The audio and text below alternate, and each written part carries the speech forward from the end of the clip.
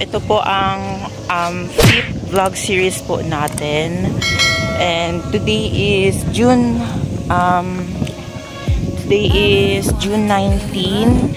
2024. Recently napagplanuhan din namin na pumunta dito kasi it's been a long time, like as in long time, almost 1 year kami hindi nakabisita dito kasi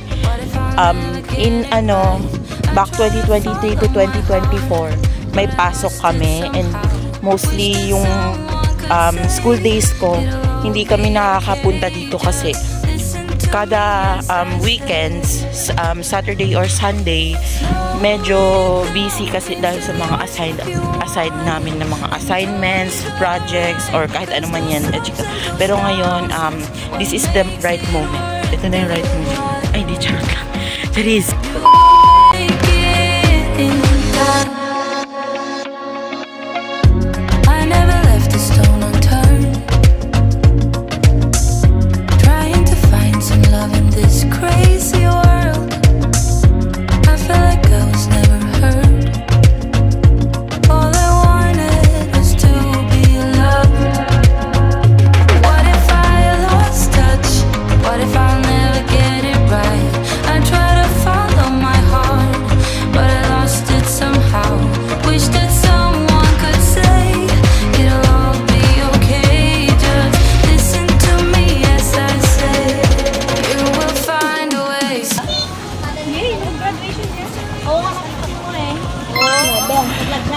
Hello.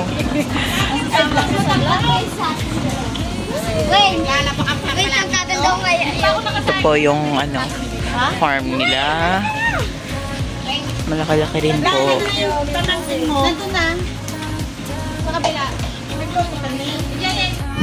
So ito yung nanay ng pusa namin na namatay due to dog bite or something. Natatandaan ko siya dito sa nanay niya.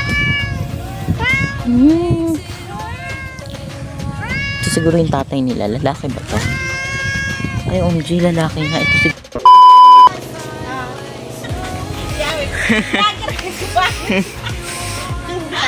Ha? Grabe naman yung kita. Wala pa nga eh.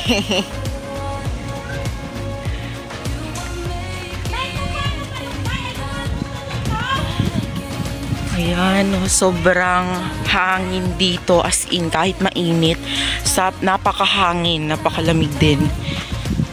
Dito, pupunta na kami doon sa bandang dito kasi dito yung mga tanim nakukuhanan na. Uy, dulas. Medyo maputik kasi kagabi, kakaulan lang din. Sobrang lakas ng ulan, as in. Medyo malaki-laki din to. Itong hektarya ng kanilang bukid. Tahimik din. Napaka-bless ko ng hangin.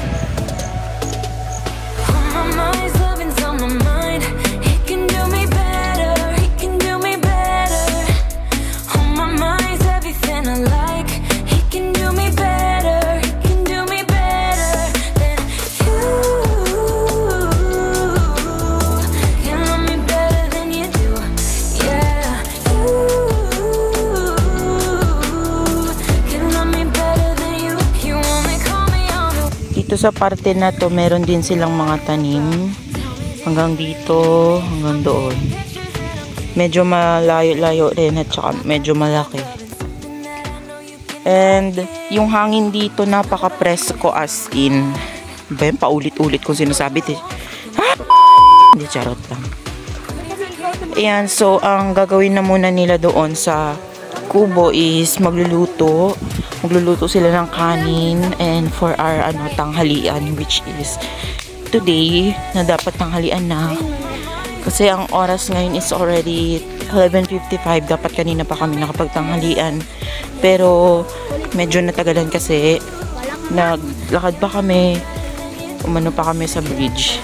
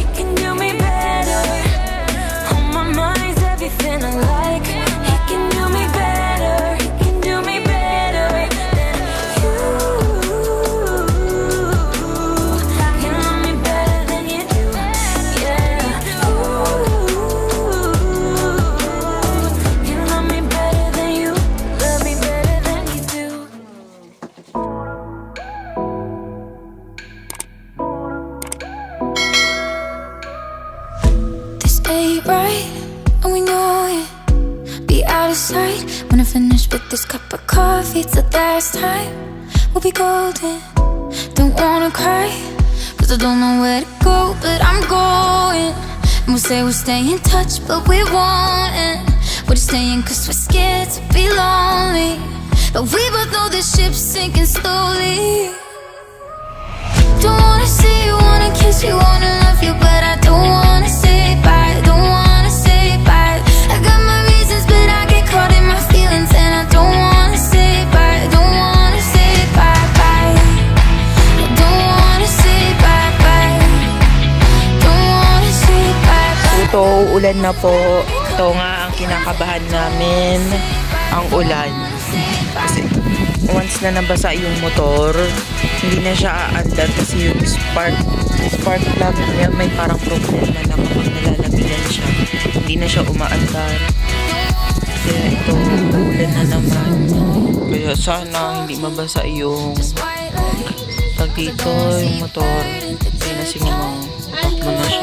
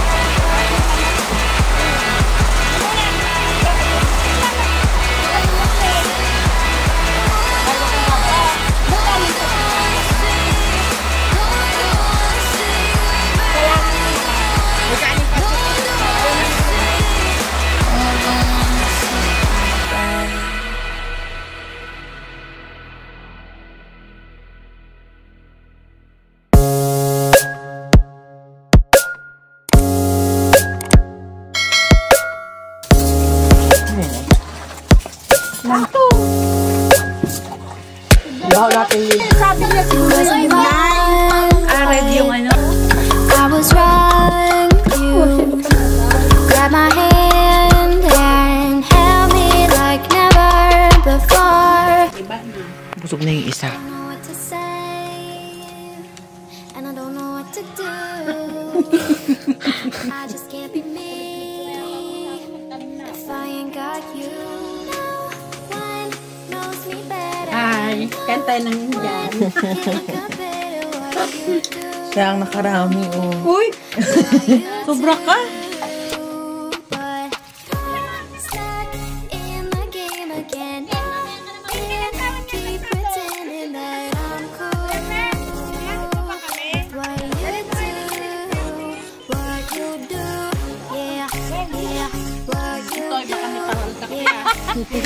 Oo!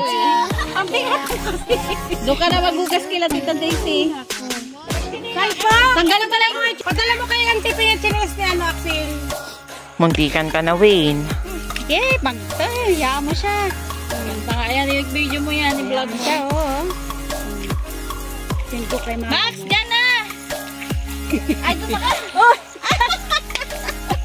Inakoy na. Kasi ang bigat mo naman kasi. Bakit yes pa siya dadag kasi? Doon ka naman sa ano.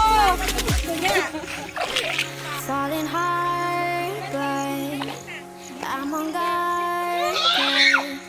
Pinipindot ko na kasi chinelas ko.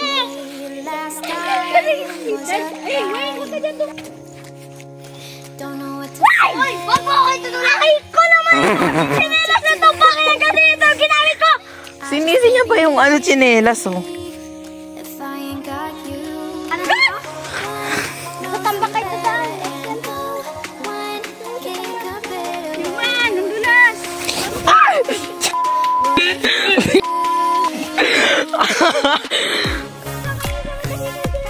Thank you.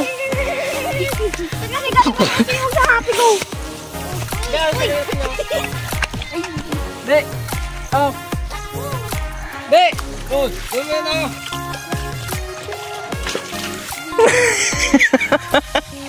Puti pa naman gamit ko.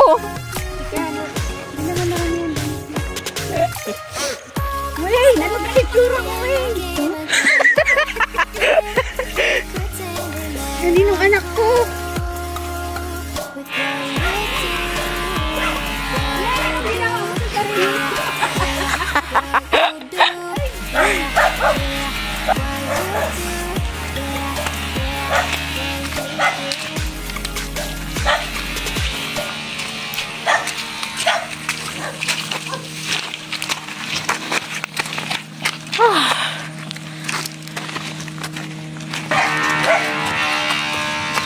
Kanino anak ka? Okay.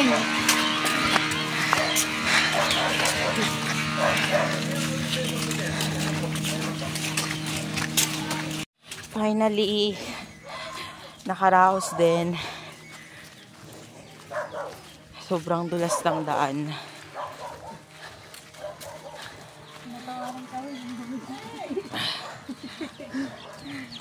Yung dinaanan namin, sobrang dulas as in. Yung beses ako na slide. Slide ka. Paano yung phone mo?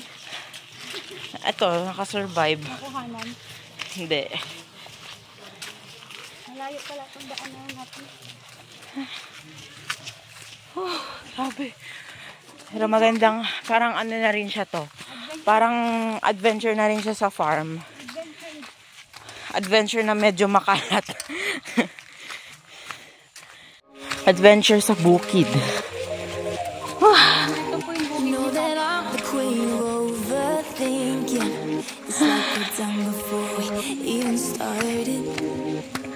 Dito kasi kami sa Masinloc, Zambales. Dito kami pumunta kami sa bukid nila Papa para manguha ng mga gulay na iuwi namin sa iba. Ito yung dinaanan namin, no? Kaya lang medyo hindi siya stable. Super risky. Pwede ka madulas. Ay, madulas na mismo yung dadaanan kasi nabasa siya ng ulan. No, malamig dito.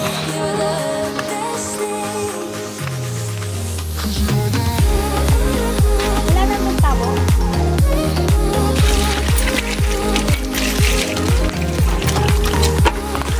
Ayun, nabalday din. Dito sa baba ng musod mo na, ha? Balik tayo sa African. Ayun, Yagi. Naku, gas. Ay, bulak na.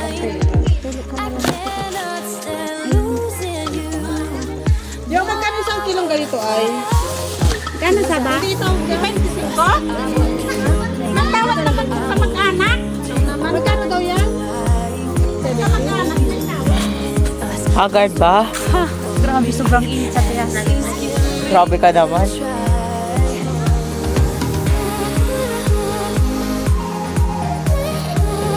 Katapos lang umulan, tapos ganito pa. Hindi ko kaya.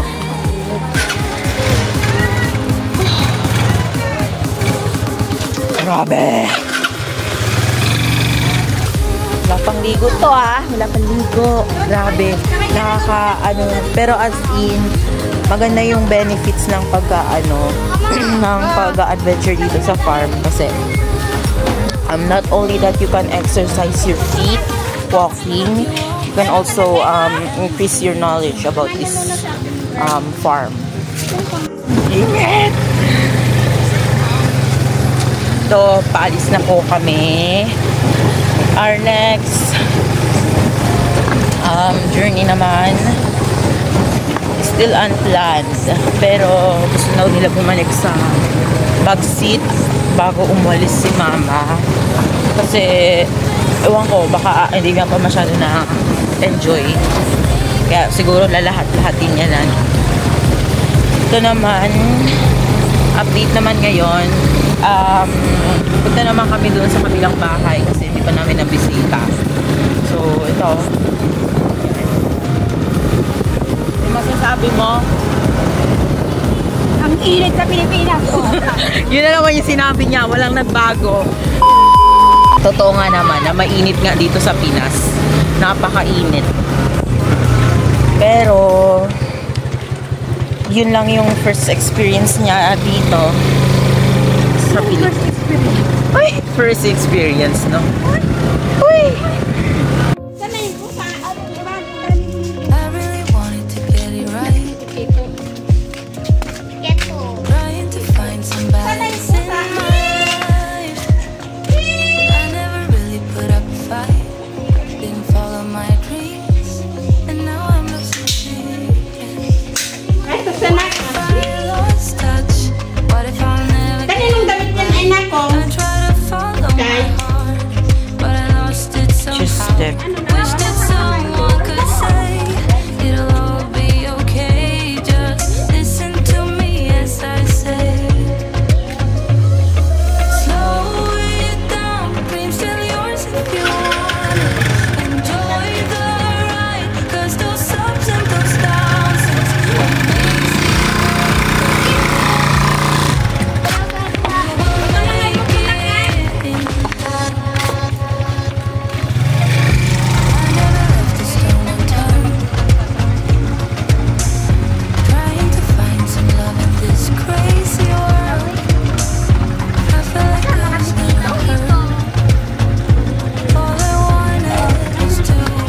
Chester, mauna ka.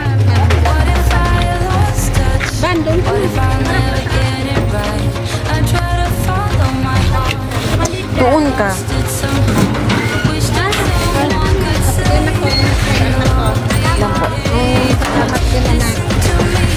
Ito po, kakadating lang namin dito, inuwi yung pusa.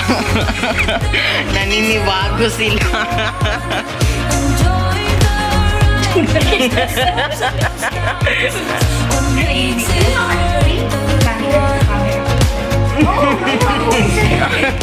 Naninibago sila, oh. Yan. Nasa pasuran yung ano kong stick. Bago sila kay Kito.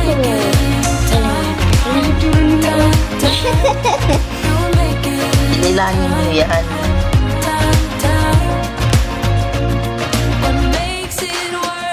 Kito. Paano sinasabi ni Kito na rounded like that? Kaya Natatawa ako dito sa puti. Oo, kakapasok niya lang eh. Those ups and those downs.